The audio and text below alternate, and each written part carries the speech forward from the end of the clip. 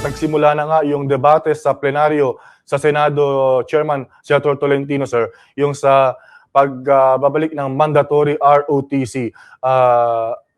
Kasama nyo, kakampi nyo, kasama sa partido, itong nagsusulong, sponsor, si Senator Bato de la Rosa. So kayo rin po ba, asahan natin ang iyong one vote from Senator Tolentino para sa pagpasa ng panukalang batas na ito, Chairman?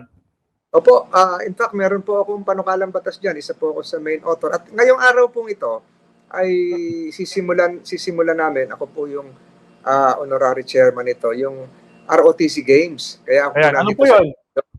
So ito po yung Visayan leg. So ang ano po nito, ang objective nito ay maimulat muli. Kahit yung mga optional cadets pa lang, yung nag-optional na kadete, ay bahagi po ng isang malaki, parang palarong pambansa po ito. Ngayon po ay 1 week, August 13 to August 27. Ito po ay dito sa Iloilo City, at pagdating po ng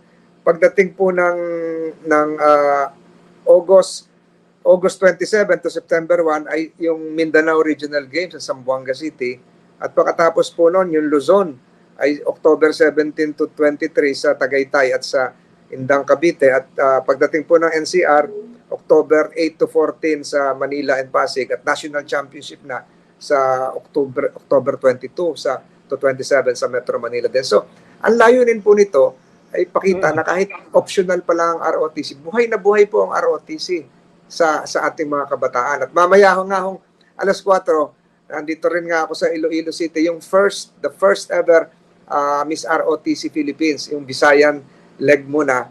Yung mga ROTC cadets natin ng mga binibini, sila po yung magko-compete sa Miss ROTC Visayas. So, ito po ay puro ROTC po ito hanggang October 27. Kaya yung tanong mo kung sinusuportahan ko yan, ay sinusuportahan ko talaga dahil tinatagpo natin itong ROTC Games 2023 sa layunin na ipakita, ipamulat sa ating mga magulang, sa kabataan na ang ROTC ay hindi lang pagmamarcha.